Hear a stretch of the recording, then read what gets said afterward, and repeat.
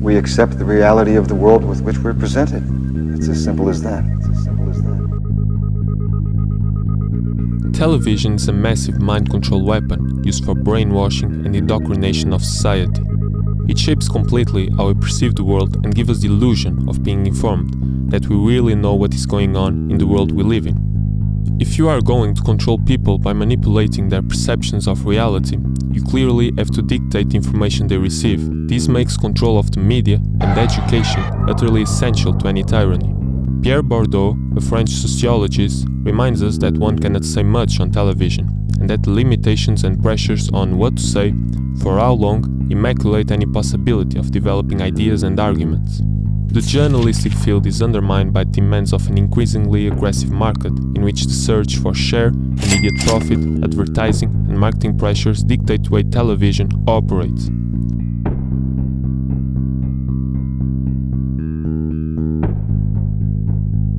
How are the news fabricated? Newsmaking are the ones who produce information or news, taking into account commercial, political, and public pressures. Newsmaking are produced by social fields that are institutions with undisputed legitimacy, publicly recognized and respected by society, to impose or implement a hierarchy of values and rules. Examples are CBS, ABC, CNN, or Fox News.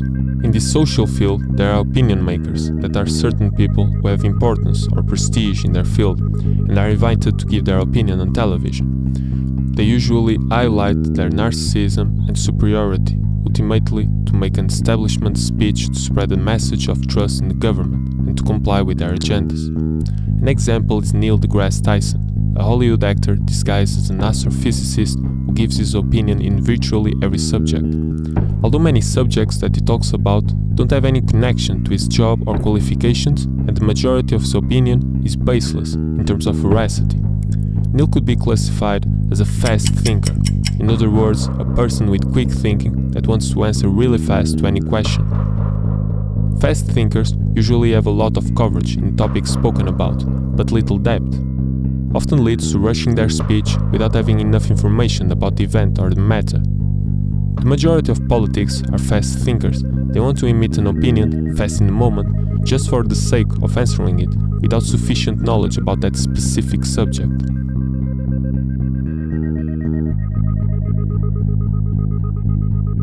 What are the limitations of television? Circular motion of information, or better known as mimicry, consists in the fact that all TV channels have the same narrative, the same news, the same opinions, formatting and encouraging a square thinking in the population. The closure effect, or uniformity, consists on the limitations of the media, when they always have focus on the same topics and subjects or have the same genre of programs. It doesn't allow us to make our own choices. TV channels usually bombard us with fake divers that are easily digestible news that do not require much thought, like sensationalism, sex, blood, drama, crime. Other television topics are war, illness, sports, politics, and gossip. David Icke quote: "The global media, by design, constantly targets and activates reptilian brain through its daily obsession with fear, sex and money, to entrap people in emotional turmoil, five-sense desires and low levels of awareness." Check out this scene from a movie way ahead of his time, Network. We sit watching our TVs while some local newscaster tells us that today we had 15 homicides and 63 violent crimes, as if that's the way it's supposed to be. Mirror's game, or repetition effect, is a mechanism that leads to a repetition of themes that were already presented in order to remain updated with other media companies. For example, if Forbes publishes a story about Donald Trump, The Guardian will mirror it. In other words, repeat that same story to keep the competitiveness alive. Thus, there is a circular circulation of information in terms of repeated news, with no opening for other types of news or interests. filled up your gas tank lately, then you don't need us to tell you that gas prices are back on the rise. You don't need us to tell you that gas prices are back on the rise. You don't need us to tell you that gas prices are back on the rise. You don't need us to tell you that gas prices are back on the rise. You don't need us to tell you that gas prices are back on the rise. You don't need us to tell you that gas prices are back on the rise. You don't need us to tell you that gas prices are back on the rise. You don't need us to tell you gas prices are back on the rise. You don't need us to tell you that gas prices are back on the rise. You don't need us to tell you that gas prices are back on the rise. You don't need us to tell you gas prices are back on the rise. You don't need us to tell you that gas prices are back on the rise. For conclusion, the economic field interferes in the media field in an aggressive way and imposes the rule that if it has no audience or if it isn't profitable, the channel will be shut down. And finally, it comes the eye show, or more precisely, the glasses of the journalist. It consists on the power that media and journalists have in misrepresenting an image or video, distorting its context and only showing the side that suits them. Watch the movie Wag the Dog, that consists in the United States manufacturing a war in Albania. So as you may know, the media has lots of power in shaping our worldview. An example is the distortion of the conflict between Russia and Ukraine, or the false flags they do regarding fake shootings to impose gun control on the population.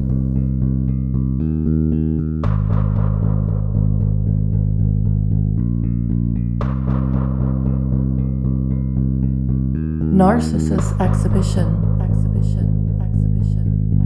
In Greek mythology, Narcissus was a hunter who was known for his beauty. He rejected all romantic advances, eventually falling in love with its own reflection in a pool of water, staring at it for the remainder of his life.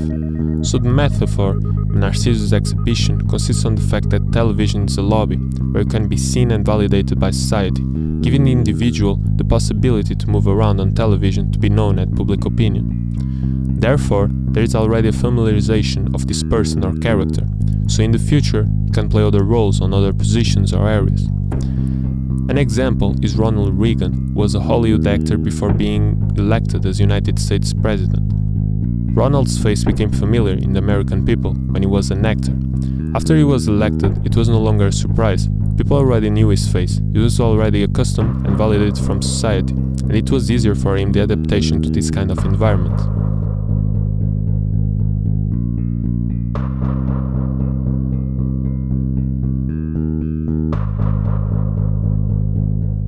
Marketing brainwashing. Among many marketing techniques, television opts for three main concepts: product placement, product endorsement, and intertextuality. Product placement is type of placement of products in movies, TV shows, or other types of programs. As people zap, products and brands are increasingly included within programs. It is a marketing technique used for targeting the consumer's mind and forcing him to buy that same product. In the other way, product endorsements are public declarations made by people or businesses that support the features, quality and image of a product or brand. An example is the celebrities forcing you to vaccinate because it should be common sense. As people nowadays worship celebrities, everything they say will be accepted as general truth, and society will mimic their behaviors as well. And finally, intertextuality is a technique used in commercials and advertising that consists on a reference to another text.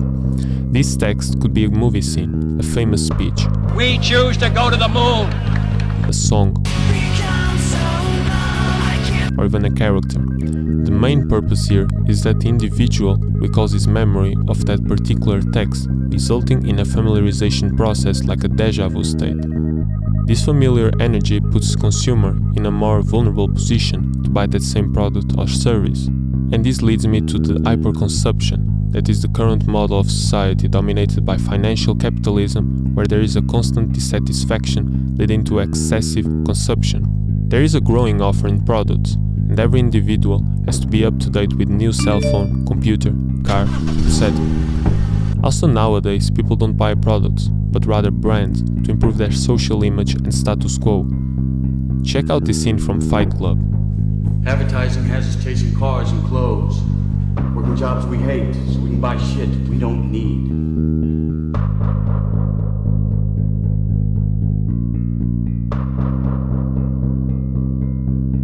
Agenda setting. The media has the power to set the agenda that is most convenient for them to implement into society, whose discussion and debate will probably dominate public opinion. Agenda setting, or better known as the Gillian dialectic, is a technique used by the elite. That means both sides of a debate are controlled by the same entity, and whatever end result that the entity is looking for can be gained by manipulating either side as they please. So they create a problem. Problems are engineering to provoke fear and outcry. Then there is a reaction. Public shock and outrage is channeled through media control. Finally, there is a solution. The public will willingly and unquestionably accept whatever solution. This strategy was used by the government in many situations. Examples are 9/11, Sandy Hook, or the climate change. They basically orchestrate something to put society in a chaos state and then deliver a solution that in normal conditions will never be accepted. They create the problems and then they offer the solutions. Gatekeeping consists of filtering or selecting the news. Imagine gate areas where certain matters are subjected to be chosen as news or not. There are many gatekeepers on mainstream media, but also in the alternative media. An example is Alex Jones from InfoWars. As Vladimir Lenin quote, "The best way to control the opposition is to lead it ourselves."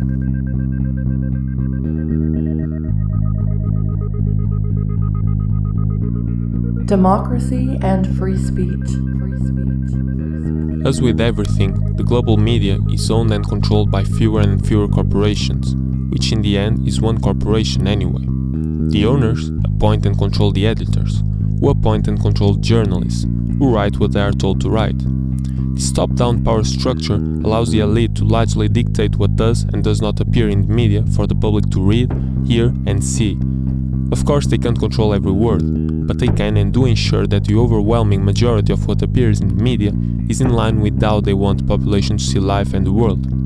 It is essential to have a media that is ignorant and merely repeats what establishment norms have programmed them to accept without question. So the concentration of power in the global media is fast moving to a similar structure that destroys diversity and ensures that everyone receives the same version of news and information no matter where they are. The plan is to continue with this demolition of diversity and pluralism and further deregulate the media to allow the few to own still more. It's all part of the agenda to control all sources of information. Nowadays, people accept that we live in a democratic state, but in fact, we live in a dictatorship disguised as democracy.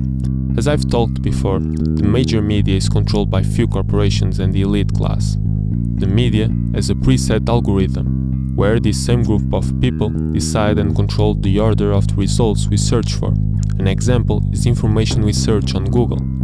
They basically are filtering the information that is convenient and showcasing the best information to keep society ignorant. Nevertheless, they have created of what we call community guidelines, or better known as political correctness guidelines, where if you question any official narrative like 9/11, gun control, or criticize any cult like the woke movement or the LGBT agenda, you are subject to fact-checking.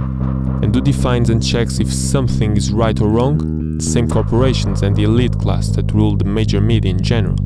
Nowadays we see so many people suffering from censorship just for sharing or exposing the cabal agenda, but still people claim we live in a so-called free state democracy.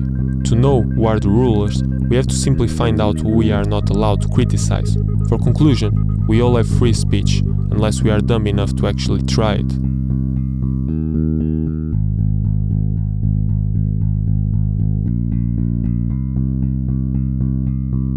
Propaganda.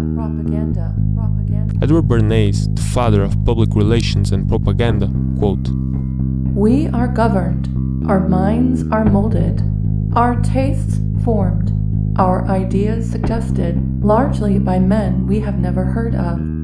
This is a logical result of the way in which our democratic society is organized. There are 5 rules of propaganda. The rule of orchestration, endlessly repeating the same messages in different variations and combinations. The rule of simplification, reducing all data to a simple confrontation between good and bad. The rule of disfiguration, discrediting the opposition through satire and parody. The rule of transfusion, manipulating the consensus values of the target audience for one's own ends.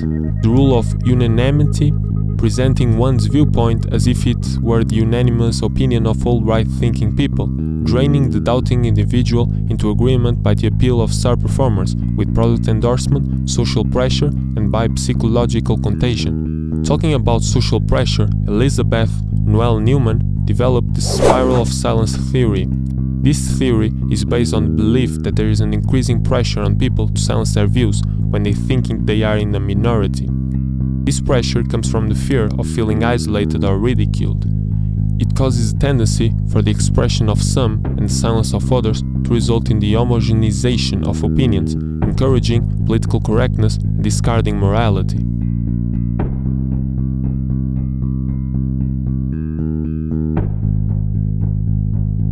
Predictive programming. Alan Watt describes predictive programming as a subtle form of psychological conditioning provided by the media to acquaint the public with planned social changes to be implemented by our leaders. If and when these changes are put through, the public will already be familiarized with them and will accept them as natural progressions, thus lessening possible public resistance. Predictive programming is also a way for people to give their energy to a certain event. When someone is watching the event on a movie, in a cartoon, or reading the book, the viewer is giving his energy, his consent, so that he can manifest that same reality. An example are the books 1984 from George Orwell. If you want a vision of the future, Winston, imagine a boot stamping on a human face forever. And Brave New World from Aldous Huxley. These books were really famous and many persons read it. That is to say that there were lots of energy exchange involved. This works a bit like a ritual. Also, the elite may believe in karmic laws, and they usually need to warn us about what's coming. And when it happens, we already gave our consent to that certain event.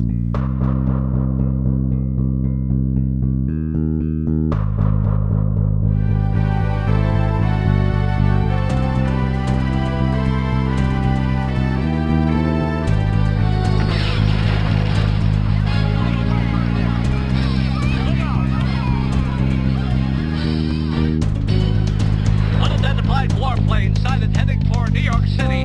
Our detection system shows nothing. Mayday!